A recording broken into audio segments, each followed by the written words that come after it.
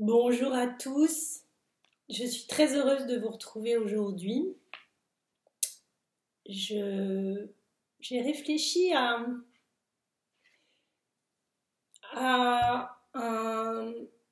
une sorte de questionnaire, une sorte d'atelier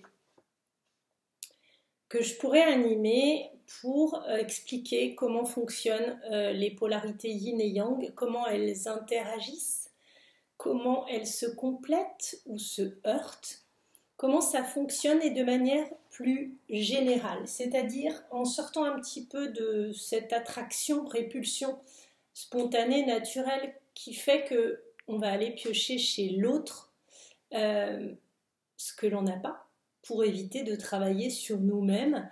Pourquoi? Parce que l'homme est relativement euh, fainéant, pratique, spontané, et il va aller vers le chemin, la voie qui le conduit à travailler le moins possible.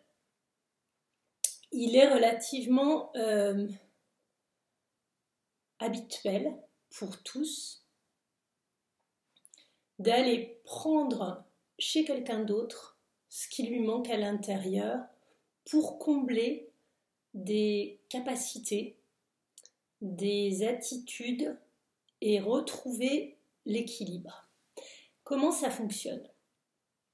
Petite introduction là-dessus, vous pourrez regarder certains films qui viennent de livres pour beaucoup, qui parlent du vampirisme énergétique, qui explique que lorsqu'on a besoin d'assouvir une pulsion qui souvent est liée à une émotion de peine, de tristesse, on va se défendre d'une certaine façon en allant prendre de l'énergie chez quelqu'un d'autre parce qu'en nous-mêmes c'est compliqué. On va par la même occasion pouvoir faire des reproches, des accusations, où on va larguer des vérités un peu méchantes, simplement pour nous soulager. C'est-à-dire qu'il y a un trop-plein qui se crée, ça monte chez nous avec une colère, une haine, un agacement, un dépit, voire même une honte. Et en fait, soit on va se cacher avec ce qui nous arrive, on va attendre de le laisser reposer et quand on arrivera à nouveau à un pseudo-équilibre, on se remontrera.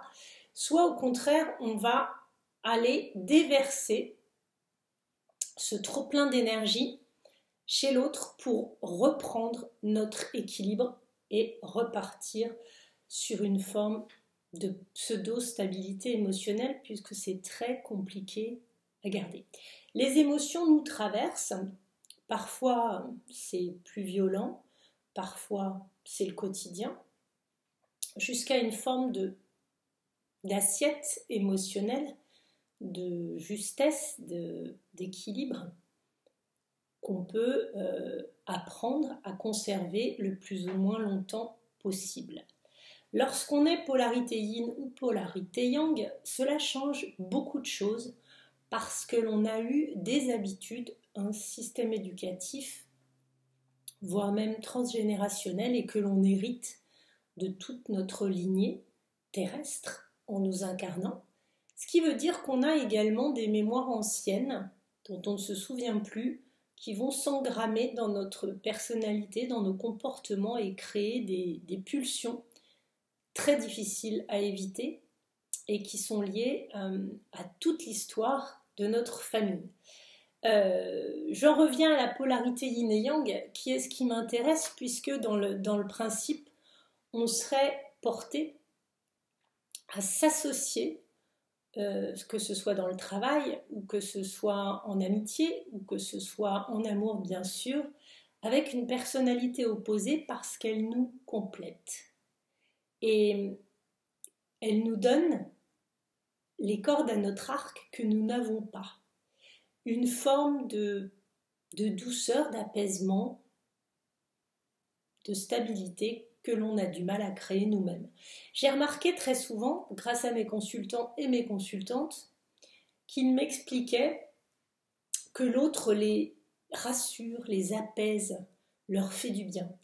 c'est vrai que c'est plus souvent le cas d'exprimer ce type de ressenti de la part de la polarité yang lorsqu'elle est avec une polarité yin. Et c'est bien normal puisque l'une est plus discrète que l'autre. Alors, on va commencer par la polarité yang. C'est donc une énergie masculine d'action, de domination, même de conquête. C'est une polarité qui émet, qui est le détonateur, qui est à l'origine, qui va prendre des décisions. La polarité yang fait beaucoup d'analyse, de projection dans le futur, ou ressasser le passé, mais elle a du mal à être dans l'instant présent. C'est souvent un petit adulte déjà responsable et besogneux qui va prendre en charge les autres personnes de la fratrie, voire même s'occuper de ses frères et sœurs, en prendre la responsabilité. Je dis il, mais ça pourrait être elle, la polarité. Il aime les planifications. C'est quelqu'un qui va faire beaucoup de listes d'anticipation pour la suite puisqu'il est dans la projection permanente, d'où son envie d'action. Il est capable, dans une relation amoureuse, d'écrire, de déclarer sa flamme, d'être extrêmement extraverti et d'annexer l'autre par une forme de love bombing, parce que s'il n'y a pas de communication, pour lui, il n'y a pas d'amour. Il a besoin de sonnant et trébuchant, de concret. Il va utiliser cette expression qui est de dire que je suis comme saint Thomas, je ne crois que ce que je vois. Il est dans le perceptible, dans le terrestre, il est très ancré, campé sur ses deux pieds, dans le concret. Il est capable de poser des questions pour dire à l'autre où es-tu? Qu'est-ce que tu fais? Il est toujours en demande d'être abreuvé par l'autre d'informations qui vont donner un sens à sa propre existence. Donc il a besoin du regard de l'autre pour être dans son plein potentiel. Il est capable aussi, cette personne de polarité yang, d'aller jusqu'à la colère, l'agressivité, la crise, la provocation verbale, physique aussi, parce qu'il a besoin de s'imposer comme dominant. Si c'est un astre, ce sera le soleil. Dans le yin et yang, dans le Tao, c'est la polarité blanche avec le petit cercle noir.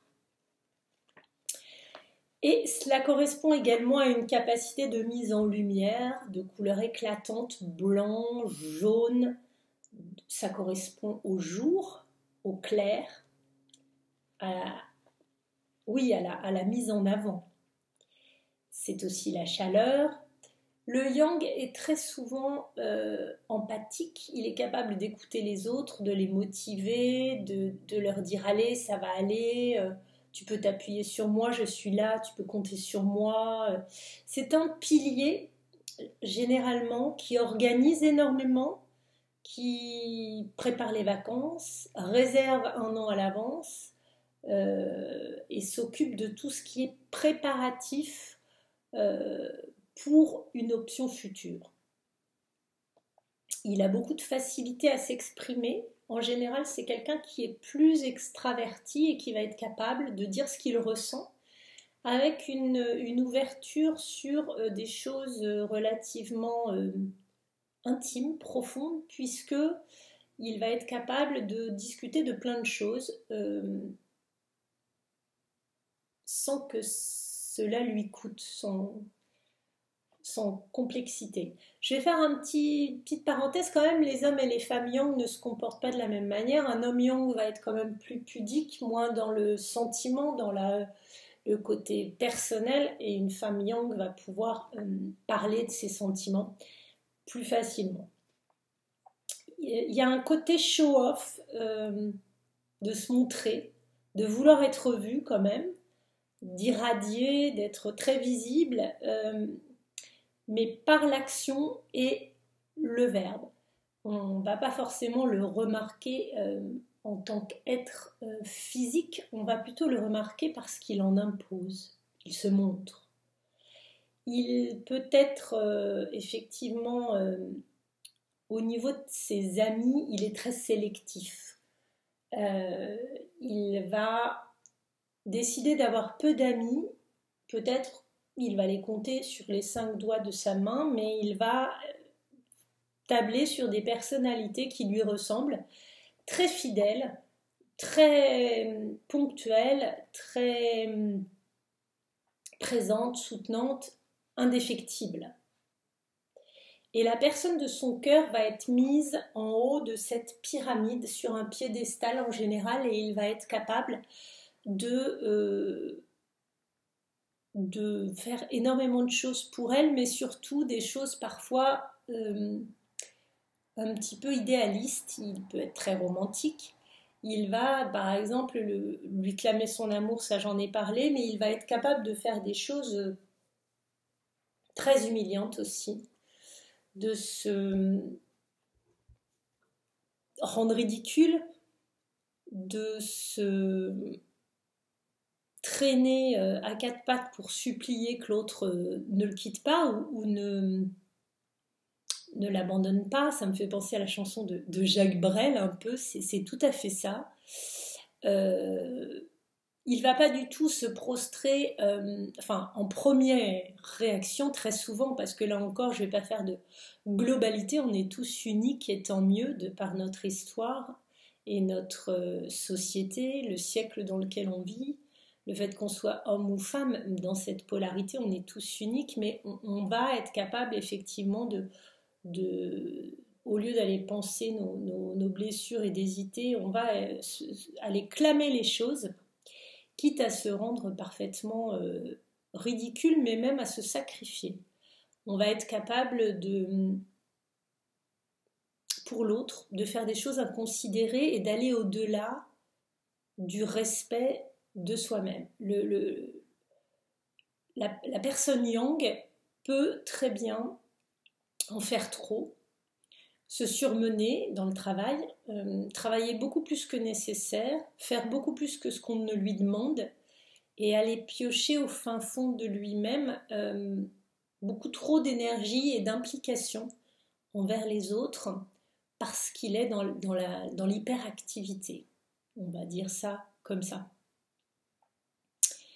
Et il a besoin, la polarité yang a besoin de recevoir de l'attention des autres et des expressions de sollicitation, de compliments, d'encouragement. Sinon, là encore, elle va se vider de son énergie. Donc elle aura besoin d'une reconnaissance sociale, d'une reconnaissance amoureuse et aussi d'une implication très structurée, très positionnée par rapport à un couple, par rapport à un engagement. Et ce besoin de positionnement sera renouvelé régulièrement pour être sûr de ne pas douter de la qualité de l'autre et du côté fiable de l'autre. Voilà pour la polarité yang. On passe à la polarité yin, qui est une énergie plus féminine, donc une forme d'inertie, de réflexion, d'observation avant de décider. Il y a un aspect de soumission, de réceptivité. C'est une forme d'éponge. Le yin se met en retrait et va recevoir les infos avant d'agir. Il y a un confort dans la non-position, dans la passivité. C'est un peu la Suisse, le yin. Le yin a besoin de ne pas trancher. Il va aimer toutes les nuances de gris et pas de noir ou blanc. Il n'est pas du tout entier, contrairement au yang. Il va aimer les ça dépend, peut-être, oui, possiblement, le flou. il aime le flou, il aime les non-réponses, voire même il aime le silence. Il est capable de ne pas ouvrir un message, un mail qui lui fait peur, qui le terrifie, où il pressent que ça va lui déplaire. Il a un profil hypersensible émotionnellement. Il est plutôt HPE. Le yang est plutôt HPI et le yin est plutôt HPE. Il va se noyer dans un flot de ressenti, ça va être très inconfortable et il va avoir du mal à le décrire d'ailleurs, puisque c'est inconfortable, ça le dérange, mais il va avoir du mal à identifier les émotions trop fortes, donc il va limiter, c'est-à-dire qu'au lieu d'accepter que ça monte et que ça descende et de l'exprimer pour que ça sorte, il va limiter, il va avoir une capacité de se couper des émotions trop fortes, bonnes ou mauvaises, et les mettre à distance en disant je ne veux pas savoir ça, je ne veux pas être au courant de ça, je ne veux pas être présent pour ça. Et la fuite va être une posture commune pour ne pas mal agir, ne pas dire de mal, ne pas perdre le contrôle. Donc il se voile un petit peu la face et il va avoir une capacité de mise à distance et mise en silence. Autant l'autre est un adulte prématurément, autant le yin est un enfant, plutôt imaginatif, très créatif, très joueur. Il y a un côté très ludique chez le yin. Le yin est dans l'instant présent, c'est Peter Pan. Il va avoir un souhait profond et farouche qu'on ne l'envahisse pas trop, qu'on ne le limite pas trop, qu'on ne lui prenne pas sa liberté. Donc il va avoir plus de mal dans l'engagement, dans les choses irréversibles. Il va faire des choix qui lui donnent une paix relative et une tranquillité d'esprit plus que d'action. Il va noyer le poisson en quelque sorte et il va conserver une forme de passivité devant ce qui se déroule. L'astre qui représente l'énergie yin, c'est la lune, c'est plutôt le gris, le sombre, voire la pleine lune, le noir, c'est-à-dire que le yin qui serait représenté par la lune ne peut être révélé, illuminé que par l'astre solaire. Donc ça va être la partie noire dans le Tao avec cette boule blanche au centre. Il va avoir des côtés plus solaires mais plus enfouis. Il va être dans ses réflexions, dans l'infusion. Il faut que ça décante avec un yin. Il va procrastiner énormément en imaginant que ça peut se résoudre de lui-même. Après tout, pourquoi faire quelque chose alors qu'il se pourrait bien que d'ici quelque temps, les choses trouvent leur place. Il s'en remet à ce qu'il doit, il est très connecté. Il peut apparaître froid, détaché, voire même méprisant et relativement égoïste, distant, mais en vrai c'est un hypersensible. Il va cacher énormément ce qu'il ressent, quitte à vouloir devenir transparent, se mettre au fond de la classe, ne pas trop faire de bruit ou en tout cas avoir un discours social qui passe partout mais qu'on ne le connaisse pas vraiment. Il va vouloir cacher qui il est, néanmoins s'adapter également aux personnes qu'il croise. Il va être capable pour se protéger, d'endosser plusieurs masques, c'est-à-dire de s'adapter à ce qu'on attend de lui. C'est-à-dire cette polarité yin peut avoir deux caractéristiques principales. On va l'appeler également la polarité évitante, ce qui serait Bip Bip dans Bip Bip et le coyote étant bien sûr le yang, où il va être un principe polymorphe et caméléon qui s'adapte absolument à l'auditoire. Il a besoin de l'avis des autres pour être et des compliments des autres pour être. En revanche, il va se méfier d'un engagement profond et il aura du mal à s'attacher, tomber amoureux et à être très démonstratif. Il aura plus de côté rétif à l'engagement, voire même il pourra être un phobique de l'engagement. Ou au contraire, il aura plein d'amis, plein de relations par ailleurs, et on le trouvera relativement social, rigolo, sympathique. Et il y aura un côté très séducteur, dans ce cas, il aura un côté très donjon s'il est caméléon, alors qu'il aura un côté très ours, très ermite, s'il est plutôt dans une polarité évitante. Il se protège dans tous les cas pour ne pas montrer qui il est vraiment, et du coup, de par ce faux self qu'on a tous plus ou moins, puisqu'on s'adapte à notre environnement pour répondre correctement à ce qu'on attend de nous, le yin va développer ce que l'on appelle un faux self, mais plutôt yang, c'est-à-dire qu'il va être capable de monter une entreprise, de faire son business, de démarcher, de présenter, d'être beaucoup plus dans l'action qu'il ne le serait naturellement, en se forçant, et auquel cas il aura ce faux self de yang existant, mais qui ne change pas le fait que de manière très profonde, il est yin. Il fonctionne en mode plutôt horizontal de classement, c'est-à-dire que tout le monde est à la même enseigne. Aussi bien ses parents, ses amis, les voisins, son ou sa chérie, que les commerçants du coin, le postier, il peut très bien aller acheter une salade et trouver que la maraîchère est très sympathique, lui parler, voire même être capable d'avoir envie de la séduire, parce que le yin est extrêmement captivant, inventif, drôle, rieur, il est surprenant. Il va être capable d'organiser quelque chose au dernier moment puisqu'il est dans l'instant présent, qu'il veut profiter pleinement du moment, s'amuser.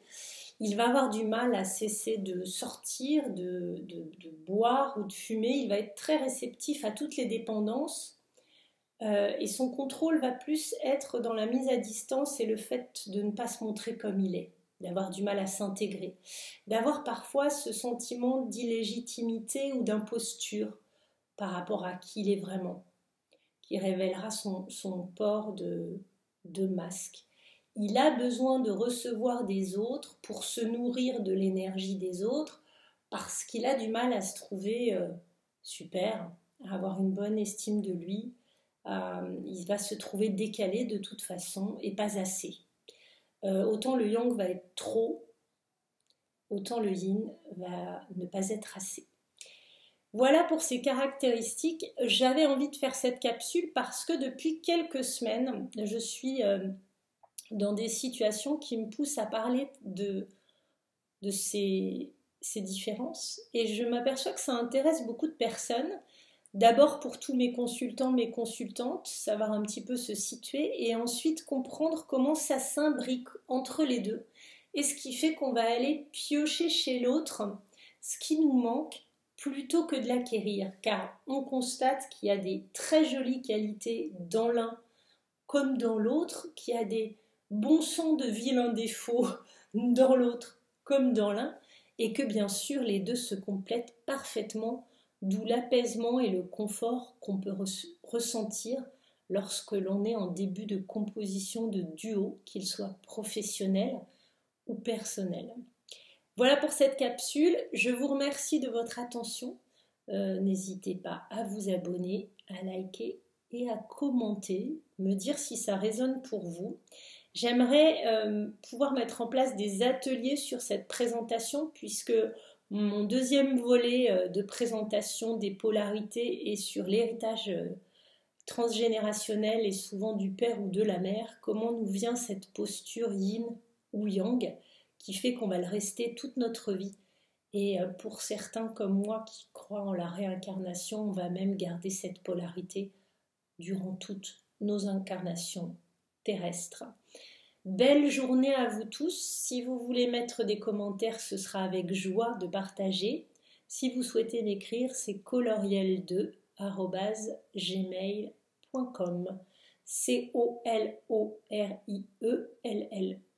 2 le chiffre, @gmail.com. Très belle journée à tous. Faites rayonner vos jolies couleurs, votre belle aura, et je vous dis à bientôt.